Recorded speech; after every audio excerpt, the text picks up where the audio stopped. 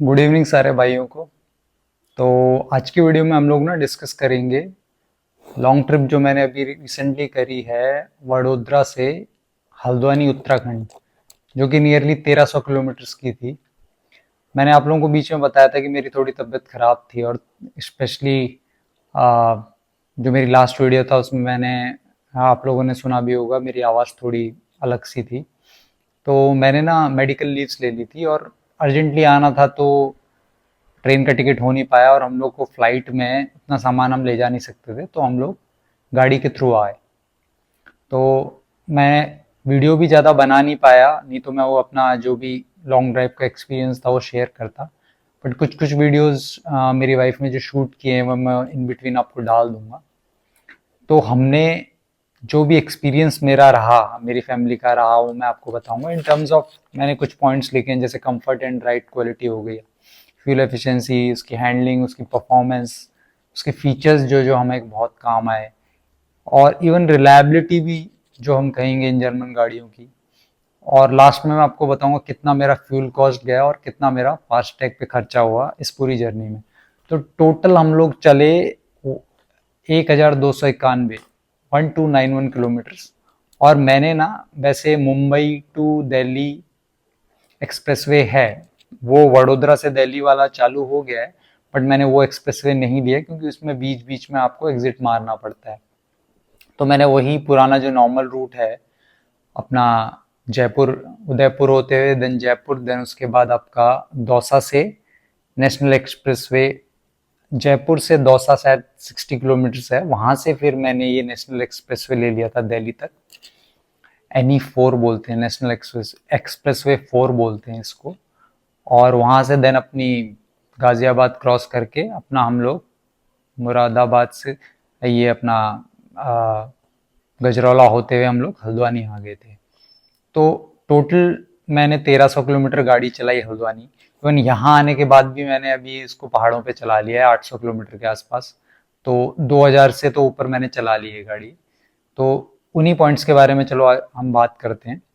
तो इसमें सबसे पहला जो पॉइंट है ना, वो है कंफर्ट एंड राइड क्वालिटी। तो देखो, हम लोग ना 3 लोग थे, एक मेरी वाइफ, एक मेरी सिस्टर इन लॉ, और एक मेरा बेबी। तो बेबी होने की वजह से ना सामान बहुत ज़्यादा था, तो बूट तो हमारा पूरा भरा हुआ था। और उसके बाद भी हमने, क्योंकि पीछे एक ही बंदे ने बैठना था, तो हमने जो दूसरी वाली सीट थी उसके नीचे भी सारा सामान डाला हुआ था।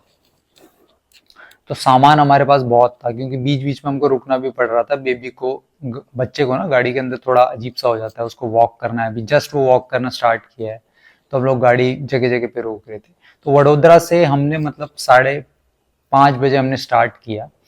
हम लोग उसके बाद सीधे रुके उदयपुर से, जो बाईपास जाता है जयपुर की तरफ, वहाँ पे एक जगह हमने खाने का रेस्ट लिया, हम लोग वहाँ पे रुके। अच्छा राइड था, बहुत स्मूथ था। और शाम को हम लोग 7 बजे तक जयपुर पहुंच गए थे, और जयपुर में हमने स्टे किया उस दिन। और मैंने 755 किलोमीटर फर्स्ट डे में गाड़ी चलाई है। और सोचिए, एक बच्चा भी था हमारे साथ और इतना सारा लगेज था, तो कोई दिक्कत नहीं हुई। और जब वैसे इंडिया में अब हाईवे बहुत अच्छे हो गए हैं, तो जब मैं हाईवे पे चला रहा था ना, तो 80 और 90 पे क्रूज कर रहा था अच्छा खासा। तो कोई कैबिन नॉइज नहीं थी, सीट का इतना बढ़िया कंफर्ट था, मैंने आज तक कभी बताया नहीं है, मैं आप लोगों को बता देता हूँ। तो अभी ना मैंने पूरी वीडियो बना ली थी, और माइक ने बीच में वॉल्यूम लेना बंद कर दिया, तो देखो पूरी वीडियो बन गई थी। ऐसे इश्यूज भी होते रहते हैं। तो मैं ये कह रहा था कि मैंने आप लोगों को बताया नहीं कि मेरे को ना स्लिप डिस्क का इशू है, L5S1। इस और यही रीजन था कि मैंने नई गाड़ी ली थी, ऑटोमेटिक स्कोडा कुशाक। तो बच्चे के साथ साथ इस गाड़ी में सोचो, मैंने इतना कंफर्टेबल फील किया कि मैं एक दिन में 755 किलोमीटर चला दिया। और मतलब आप मान के चलो कि वडोदरा से यहाँ तक 1300 किलोमीटर, मतलब 2 दिन में हमने 1300 किलोमीटर कवर कर लिए। तो कोई इशू है ही नहीं, सस्पेंशन इतना अच्छा है। हमने गड्ढों पे भी चलाई, बीच बीच में गांव के रास्ते आते हैं, सिटीज में आपको जाना होता है, तो हाईवे तो चलो बहुत बढ़िया है, तो कोई इशू है नहीं। तो जहाँ पे गड्ढे भी आते हैं, सस्पेंशन सस्पेंशन बहुत अच्छे से संभालता है। तो comfort wise, seat comfort wise कोई इश्यू नहीं है जब तक आप लोग 4 लोग हो। 5 लोगों में देखो थोड़ा दिक्कत है, क्योंकि इस गाड़ी में ना, मैंने पहले भी अपनी वीडियोस में बताया, सीट ब्लोस्ट्रिंग जो है साइड में इस तरह से है कि बीच में जो भी बैठेगा वो लॉन्ग जर्नीज नहीं कर सकता। तो 4 लोगों के लिए तो बहुत कंफर्टेबल है। मेरे को स्लिप डिस्क के इश्यू होने के बावजूद भी मेरी इतनी कंफर्टेबल जर्नी रही, तो आप समझ ही सकते हो। तो बहुत कंफर्टेबल है गाड़ी, सीट कंफर्ट बहुत अच्छा है। अब दूसरी बात हम कर लेते हैं फ्यूल एफिशिएंसी। देखो मैंने पहले भी इस बारे में बात की है, तो कई लोगों ने ना मेरे वीडियोस पे कमेंट भी किया है कि यार आपको ना फ्यूल एफिशिएंसी बहुत कम मिल रही है। वो तो कई लोग क्लेम करते हैं वो 17-18 निकालते हैं, वो निकालते भी होंगे। मेरा जो ड्राइविंग हैबिट है, मैंने सिटी और हाईवे में दोनों में चली है, मोस्टली हाईवे पे चली 14-15 और कहीं कहीं पे 16, इससे ज्यादा मेरे को नहीं मिला। और ऑन एन एवरेज अगर आप लोगे तो 15 किलोमीटर पर लीटर का एवरेज मान लो, उतना मेरे को फ्यूल एफिशिएंसी इस गाड़ी से मिली वडोदरा से हल्द्वानी उत्तराखंड आने में। अब तीसरी बात हम कर लेते हैं हैंडलिंग और इसकी स्टेबिलिटी की। तो देखो भाई, मैं हमेशा कहता हूं कि एक रीजन है बहुत मेन, जो कि ये सेफ्टी, जिस वजह से मैंने गाड़ी ली। दूसरा रीजन है इसकी हैंडलिंग। इस गाड़ी की हैंडलिंग इतनी बढ़िया है, जब आप इसको चलाते हो ना तो आपको लगता है कि भाई पूरा पैसा वसूल है। और स्टेबिलिटी भी हाईवे पे ऐसी है कि मतलब मैंने इसको नेशनल एक्सप्रेसवे पे 120 पे क्रूज कंट्रोल, 120 की लिमिट है वहां पे, 120 पे मैंने इसको क्रूज सेट किया हुआ था। बिल्कुल पता नहीं लग रहा था, गाड़ी इतनी स्टेबल थी, कहीं भी ऐसा नहीं लग रहा था कि आप कंट्रोल लूज कर रहे हो। हैंडलिंग इतनी अच्छी है, आप जितना स्टीयरिंग को घुमाओगे, आप जितना चाहते हो गाड़ी घूमे उतना ही घूमती है। तो ये जर्मन गाड़ियां जानी इस वजह से जाती है, इनकी हैंडलिंग और इनकी स्टेबिलिटी इतनी बढ़िया है। और डिफरेंट डिफरेंट रोड्स पे जो उसका परफॉर्मेंस रहता है स्टीयरिंग व्हील का, वो भी मतलब लाजवाब है। और ये जो चीज है ना कि आप जब भी गाड़ी लेने जाते हो, आप उसको टेस्ट राइड लेते हो, ये आप वहां नहीं फील कर सकते। ये हैंडलिंग और उसकी स्टेबिलिटी जो है, आप जब इसको हाईवे पे रन करोगे ना, तो आप अच्छे से समझ पाओगे कि इन गाड़ियों की स्टेबिलिटी और इनकी जो हैंडलिंग है वो क्यों इतनी अच्छी है, क्यों ये जर्मन गाड़ियां इतने कम फीचर्स देते हुए भी इतनी महंगी हैं। वो इन्हीं रीजंस की वजह से हैं। और सच में मतलब मैं कहूंगा कि मतलब मेरा इतना अच्छा एक्सपीरियंस रहा ना, और जो भी मैं सोचता था इसकी हैंडलिंग और स्टेबिलिटी के बारे में, वो मतलब बड़ा ही है। मेरी जो उसकी नॉलेज है वो बड़ी ही है। उसकी जो तारीफ जितनी मैं करता था, आप लगा लो मैं उसमें आप 50% और जोड़ लो, इतना तो मैंने भी अभी फील किया है। क्योंकि मेरे लिए भी, मैं उदयपुर और माउंट आबू गया हूँ बस, बट ये जो जर्नी थी अभी तक की मेरी सबसे लंबी है, 1300 किलोमीटर की। हैंडलिंग और स्टेबिलिटी तो भाई अनमैच्ड है, पूरा पैसा वसूल है। तो ये 3 पॉइंट्स थे। चौथा पॉइंट है इसका परफॉर्मेंस अंडर लोड। अब देखो हमारे पास ना बहुत ज्यादा सामान था, बेबी के सामान होने की वजह से ही नहीं, और भी बहुत सारी चीजें थी। मेरा मेडिकल इलनेस थी, तो उसके अलावा उसकी वजह से कई सारी चीजें हमको कैरी करनी थी।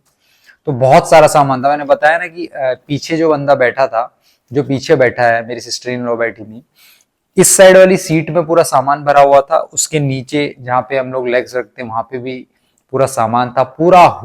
जो हमारी डिक्की थी पूरी फुली भरी हुई थी। इवन हमने ना एक 5 लीटर का पानी का कैन भी, पीने वाला पानी, वो भी पीछे रखा हुआ था। तो आप सोचो पूरा भरा हुआ था।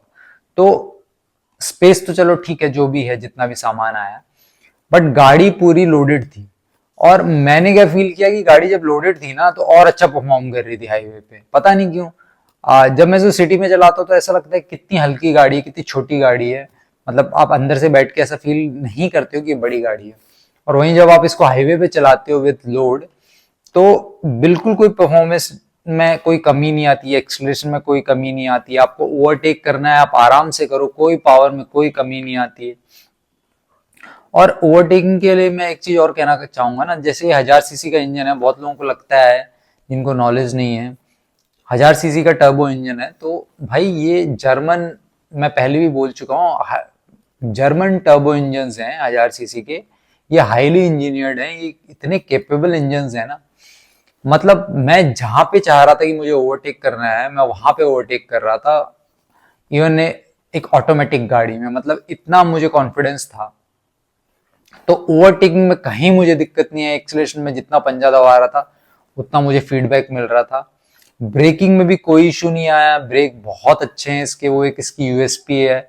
जो भी नई स्कोडा कुशाक लेने जाएगा, वो मेरे को लगता है कि सर्विस जो भी आपको टेस्ट ड्राइव करा रहा होगा वो इसको इस पॉइंट को जरूर बताता है कि इसका टर्निंग रेडियस और इसका ब्रेकिंग जो कैपेबिलिटी है वो बहुत अच्छी है। आप तुरंत ब्रेक मारते हो और तुरंत गाड़ी रुकती है।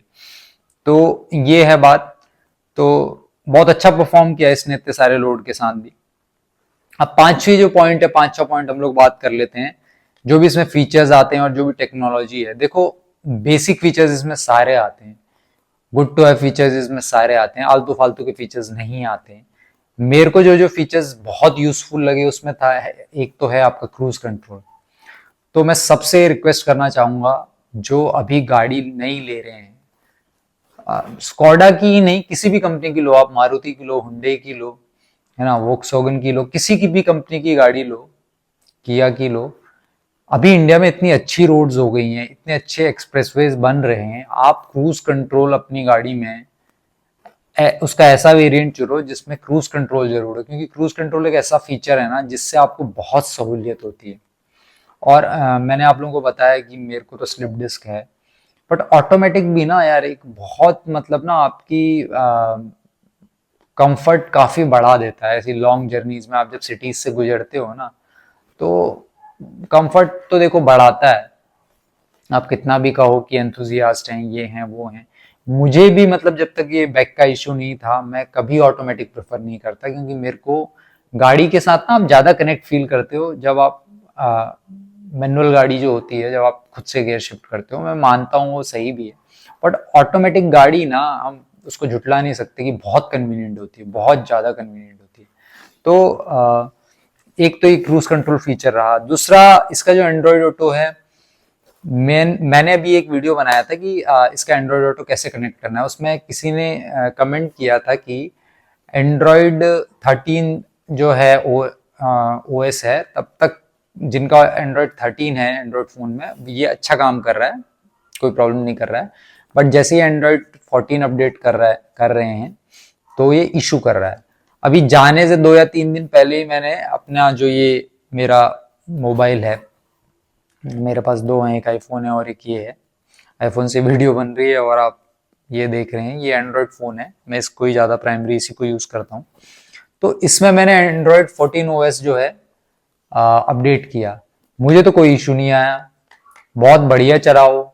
हाँ, मतलब 5-6 घंटे लगातार चल रहा था तो आ रहा था ओवर रेटिंग का, स्क्रीन पे आ जा रहा था मैसेज गाड़ी के, फोन इज ओवर हीटिंग करके आ जा रहा था, जो अपना डिस्प्ले होती है उस पर। तो हम लोग मेरी वाइफ फोन को थोड़ी देर एसी के आगे लगा रही थी, बढ़िया काम कर रहा था, लेकिन एंड्रॉयड ऑटो डिस्कनेक्ट नहीं हो रहा था। तो एंड्रॉयड ऑटो भी देखो बहुत मतलब अच्छा फीचर है, बेसिक। अब तो खैर सभी गाड़ियों में आ रहा है। आपको टच बिना मतलब वायर वाला एंड्रॉयड ऑटो चाहिए, विदाउट वायर वाला तो आप दो उसके 40-50 हजार ज्यादा। हम मेरे को तो कोई दिक्कत लगती नहीं है वायर से कनेक्ट करके भी एंड्रॉयड ऑटो यूज करने में। और क्रूज कंट्रोल और ऑटोमेटिक तो मैंने बता ही दिया है। देखो बाकी बहुत सारे फीचर्स होते हैं। मेरे को सनरूफ नहीं चाहिए थी, सनरूफ किस काम की?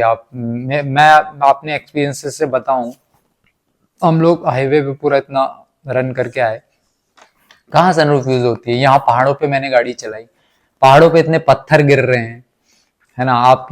हम लोग यहाँ से अभी आने के बाद यहाँ से नैनीताल भी गए थे हम लोग, भीमताल भी गए थे, भीमताल से अल्मोड़ा गए, दिन कटारमल टेम्पल गए। तो इतने पत्थर गिर रहे हैं तो वो सेफ नहीं है। सनरूफ से वैसे भी बच्चों को या किसी को बाहर नहीं भी निकलना भी नहीं चाहिए।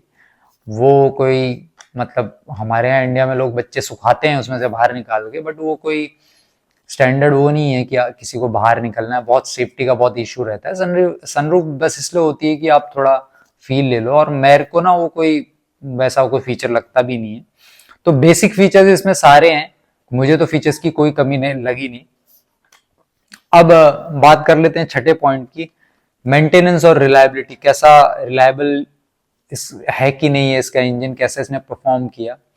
देखो मैं ना गाड़ी का बहुत अपनी ख्याल रखता हूँ। मैंने आप लोगों को पता है, एक वीडियो भी बनाया था मैंने, 8 साढ़े 8 हजार में इसमें इंजन ऑयल टॉप अप करवा दिया था। तो मेरे को तो कहीं पे भी गाड़ी ने कोई इशू नहीं दिया, बहुत बढ़िया चली। कोई भी ऐसा चीज नहीं हुई जिससे मुझे लगा हो कि गाड़ी ने धोखा दिया। एक मैंने हवा भरने के लिए एक अमेजन से मंगवाया हुआ है, इनकेस टायर पंचर हो जाता, वो मैंने रखा हुआ था, बट वो भी नहीं हुआ। टायर ना इसमें C8 के हैं, टायर मैं चेंज करवाना चाह रहा था, बहुत उतनी अच्छी क्वालिटी के नहीं है। मैं मिशलिन के डलवाना चाह रहा था जब मैंने गाड़ी ली थी, बट मुझे टाइम हुआ नहीं। तो रोड नॉइज थोड़ी आई थी इन टायर्स की वजह से। बाकी देखो कोई इशू नहीं आया मुझे, तो कोई इशू नहीं आया। इवन मैं पहाड़ों पे भी इसको ले जा चुका हूँ। मैंने 2100 के आसपास चला दी है जब से मैं घर से आया हूँ। तो आप देख लो 2000 किलोमीटर से ऊपर मैंने गाड़ी चला चुका हूँ। तो कोई इशू नहीं है, और बहुत रिलायबल हैं गाड़ियां। जस्ट ये है कि आपको थोड़ा सा एक्स्ट्रा इनका ध्यान देना पड़ता है। अभी जैसे आने के बाद, अब मैं 2-3 दिन बाद, मेरे को 8-10 दिन हो गए आए हुए, और अभी 2-3 दिन बाद मैं जाने वाला हूँ। तो मैंने परसों गाड़ी को यहाँ हल्द्वानी में जो स्कॉडा की डीलरशिप है, पाल स्कॉडा, वहां पे अपॉइंटमेंट लेके गाड़ी का पूरा जनरल चेकअप करवाया, इसकी व्हील बैलेंसिंग और व्हील अलाइनमेंट करवाया, और टायर रोटेट करवा दिए। तो उन्होंने जनरल चेकअप में मेरे को बताया कि गाड़ी में कोई इशू नहीं है, सब कुछ ठीक है। और व्हील बैलेंसिंग और व्हील अलाइनमेंट और टायर रोटेशन का जो भी कॉस्ट था उन्होंने मेरे से लिया। और एक मैंने एक दो एसेसरीज और लगवाई हैं, मैं उस पर वीडियो बनाऊंगा, मेरा एक्सपीरियंस कैसा रहा वहाँ का भी मैं एक वीडियो बनाऊंगा, और अभी फ्यूचर में आपको दिखाऊंगा। तो यही था पूरा एक्सपीरियंस। और देखो यार, एक गाड़ी ना, मतलब आप उससे जब इतना लंबा, मेरे लिए गाड़ी एक मेरे फैमिली का मेंबर है।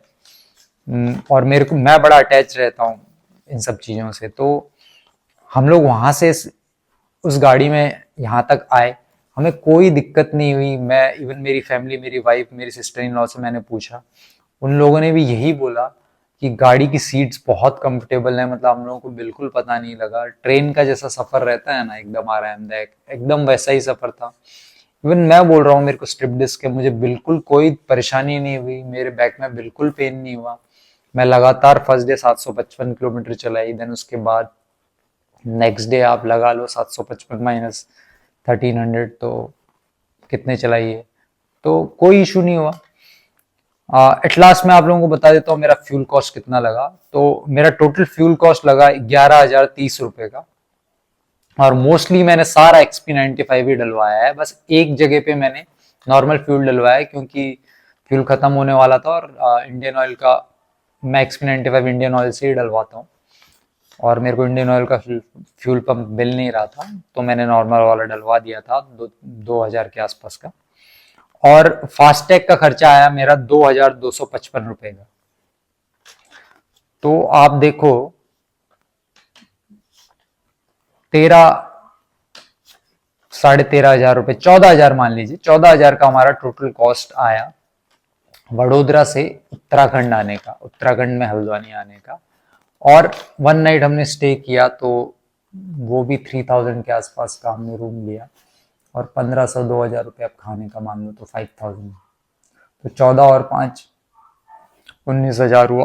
तो 19,000 में हमारा बड़ा कंफर्टेबली गुजरात वडोदरा से हल्द्वानी उत्तराखंड आने में लगा। तो ये मेरा ओवरऑल एक्सपीरियंस था।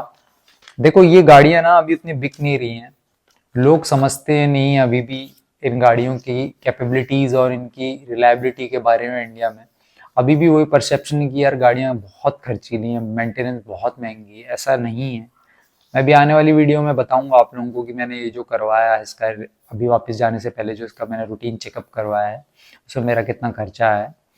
तो ऐसा नहीं है, अभी तो बहुत अच्छे डिस्काउंट्स भी मिल रहे हैं स्कॉडा की गाड़ियों में, इनमें कुशाक में और स्लाविया में। तो 2-2 ढाई ढाई लाख के एक शोरूम पे डिस्काउंट्स मिल रहे हैं, मैंने कुछ वीडियोस देखी थी। तो इन गाड़ियों पे जाना चाहिए लोगों को, बहुत अच्छा परफॉर्मेंस है, कोई इशू नहीं आया मुझे। रैटलिंग नॉइस मेरी गाड़ी में तो नहीं है, शुरू से नहीं रही भगवान की दया से। तो यही था मेरा एक्सपीरियंस। मैंने कुछ वीडियोस मेरी वाइफ ने शूट की हुई हैं और रास्ते की, वो मैं डाल दूंगा नेशनल एक्सप्रेसवे की भी हैं कुछ वीडियोस, कुछ फोटोज हैं, वो लास्ट में ऐड कर दूंगा, मैं स्टार्टिंग में ऐड कर दूंगा, वो आप लोग देख लेना।